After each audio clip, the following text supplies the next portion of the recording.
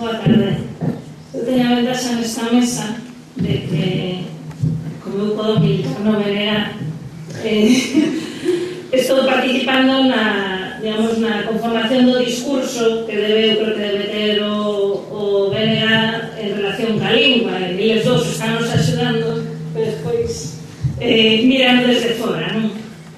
Ben, eu creo que é positivo que falamos este tipo de xornadas e mesmo tamén atopo que é positivo que se nos pedía, que eu creo que o mellor vamos ter que traballar no futuro, pero que daqui saian probablemente liñas de acción para o BNG, conclusións de como debe actuar. Un pouco a miña intervención vai baixar, vai ir baixando cara esas propostas concretas de como podemos facer e para que podemos utilizar o dereito como unha ferramenta de construción da lingua no noso país. Ben, as primeiras dúas cousas que debería dicir son dúas premisas en relación co papel do dereito na lingua. Eu creo que nos últimos tempos somos excesivamente alarmistas ou pensamos que o dereito ten un gran papel no papel, digamos, na posición da lingua do noso país.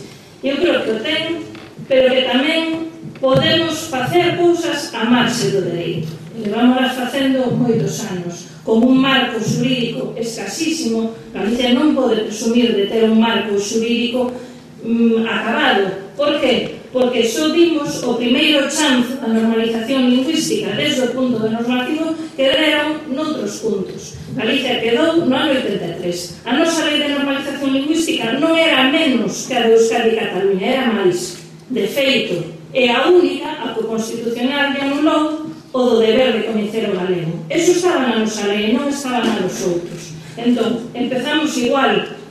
É a lei mínima, pero é unha lei produto do seu tempo. Unha lei do ano 83, evidentemente é unha lei como moitas outras daquele tempo, moi programática, e que era o primeiro chanzo que quedamos aí.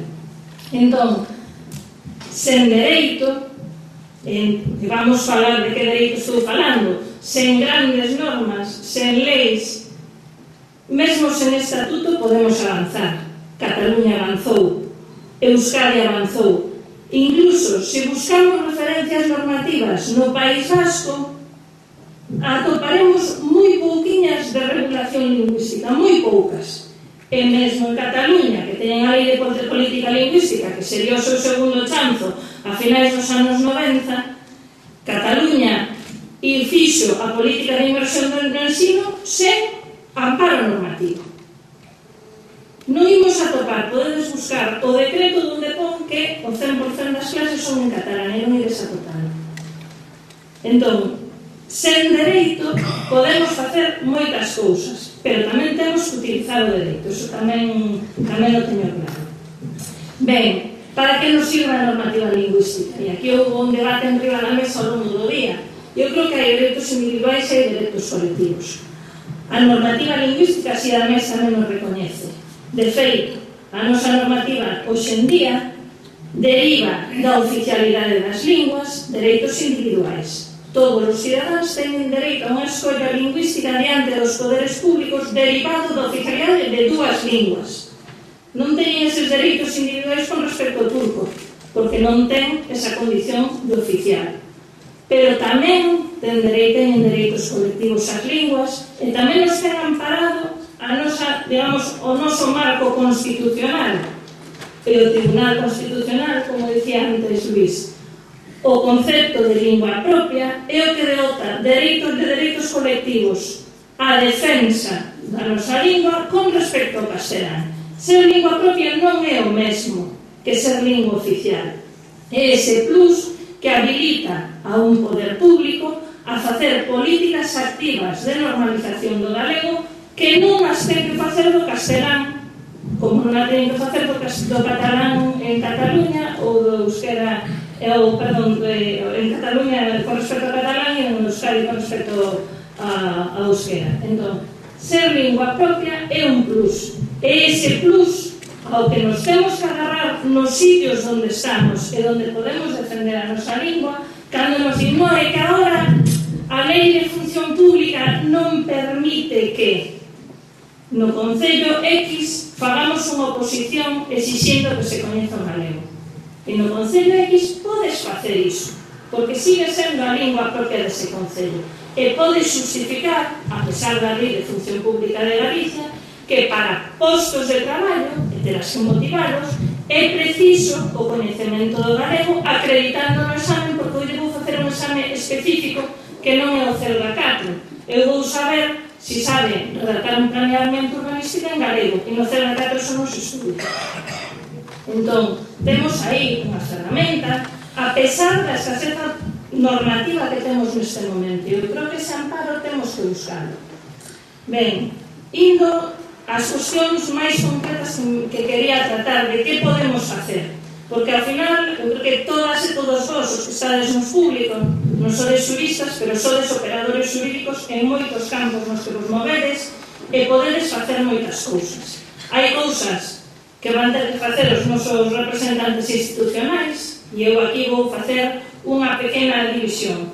Hai a loita polos avances xurídicos macro que temos que dar. Un é a do Estatuto.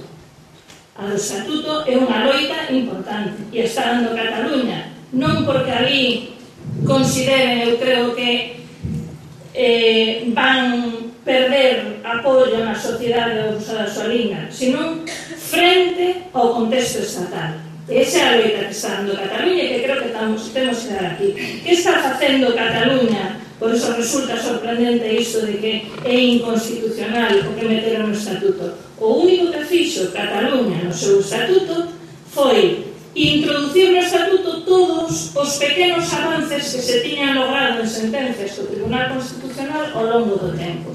Entón, se o Constitucional lle dixo que a lingua no ensino non era unha cuestión de horarios, é dicir, que non é unha cuestión de 50-50, senón unha cuestión de competencias, eles meten eso no seu Estatuto.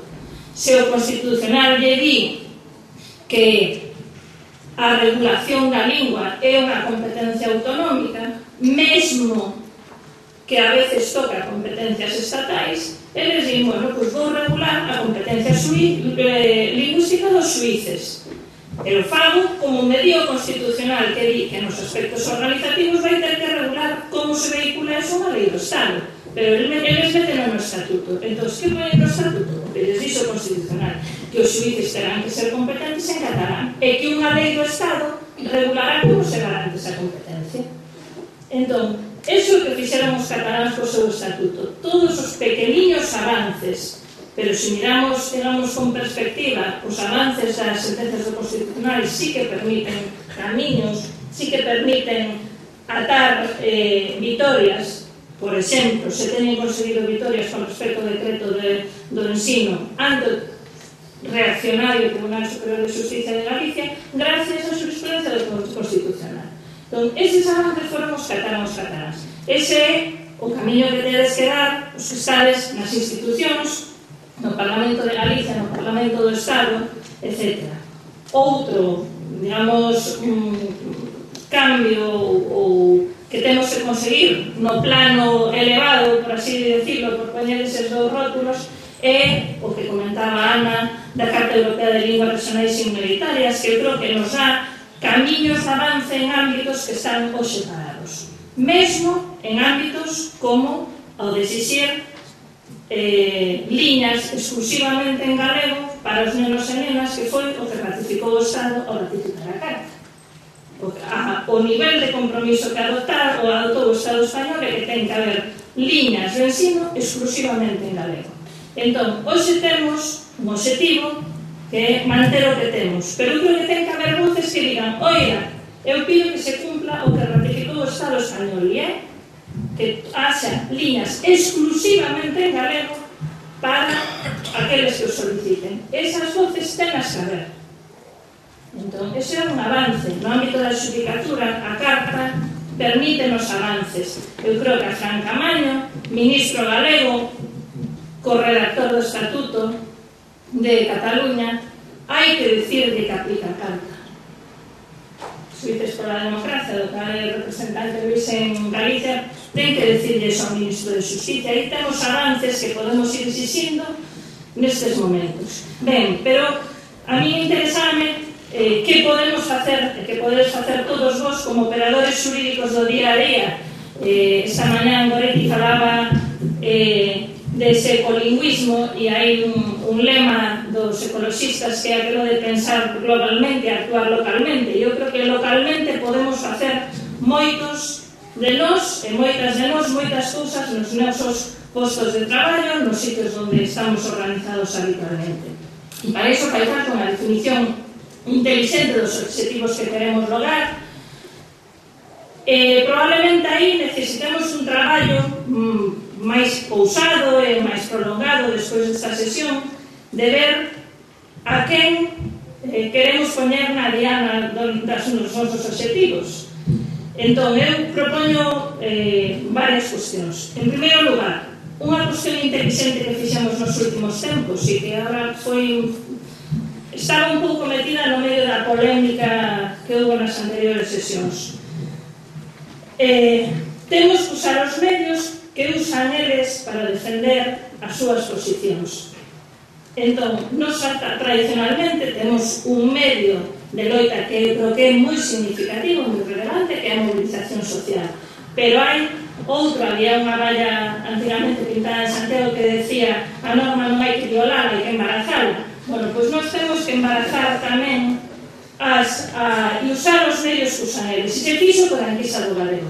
Eu creo que a enquisa do galego houve unha contestación importante a través da manifestación da 17 de maio, pero houve tamén un traballo importante que foi o traballo que conseguimos facer de que houbera contestación desde moitos ámbitos que tradicionalmente non son ámbitos que están connosco. Entón, conseguir con inteligencia, con generosidade, que asociacións de directores, que AMPAs, que outros colectivos discutan a política é o triunfo que nos dá que o conselleiro este tan nervioso. E iso temos que saber facelo. Temos que saber que ao que fixemos de mandar as queixas á Axencia de Protección de Datos, que é unha medida inteligente que probablemente a eles lles doia máis pola imperfección que ten todo o seu sistema e polo que revela de improvisación e que moitas outras cousas que falamos. Eu creo que iso temos que facelo habitualmente. Buscar, darle a volta, e para iso temos medios para facelos. Como podemos facelo? Para empezar, eu creo que é necesario un traballo de organización na base e de presencia para estar nos sitios donde se van tomar decisións e donde podemos mover a xente. Eu creo que os próximos meses, por exemplo, son fundamentais para estar nas AMPAs das escolas, para estar, se hai procesos de elección de equipos directivos nas escolas, nos institutos, para estar aí. Dicir, que hai que estar en moitos sitios para frenar posibles retrocesos. Entón, aí temos que estar, pero temos que estar falando, non temos que estar a velas vir. Entón, nós aí podemos contribuir ao dereito tamén, a que o novo decreto sexa distinto, a nosa presencia aí. Eu creo que outra forma en que temos que contribuir, e para iso eu creo que o mellor hai que pensar como pode axudar o bloque niso, é ter modelos de queixas preparadas para distintos ámbitos. Pero tamén temos que saber con que nas utilizamos. E aí, probablemente, os conhecimentos dos empregados públicos concretos aos que hai que atacar. Eu creo que non ten que ser unha política indiscriminada de votar contra nós a quen pode estar tibio, senón de ir contra aquela xente que sabemos que deliberadamente lle fai mal a nosa lingua. Temos que ter preparados modelos de queixas e saber a quen hai que denunciar. Que vou a unha mesa ou un médico ou a un registro e me di, a mí isto que me traes, bueno, pois a este señor o mellor é o que lle teño que presentar a queixa. E esas queixas teñen que facer chegar ao valedor do povo. Ten que hacer un montón ben grande para cando fai un informe ao Parlamento haxa un montón grande de queixas en relación con o galego. Entón, eu creo que iso é algo que temos que organizar con silencio. Non temos que organizar dicindo o bloque vai organizar tal, pero temos que ser conscientes de que eso hai que facelo. E tamén temos que ser generosos cas felicitacións. Eu creo que ás veces teño tentacións e despois dame algo de corte, pero ás veces eu creo que hai que decirle a determinada xente, decirle, mira, agradezoche moito que lle deras as clases ao meu fillo en galego. Ou, mira, estou moi contenta que neste colexio se faga isto así. E a veces hai xente, digamos que pode parecer ridículo, pero ás veces me pasou a mí alguna vez na facultade, dicen, la profesora que habla gallego está así na segunda planta, vai falar con algo. Entón, a xente a veces se sinte un bicho raro en sitios onde está, e eu creo que lle temos que decir que está facendo ben e que lle apreciamos o traballo que fai.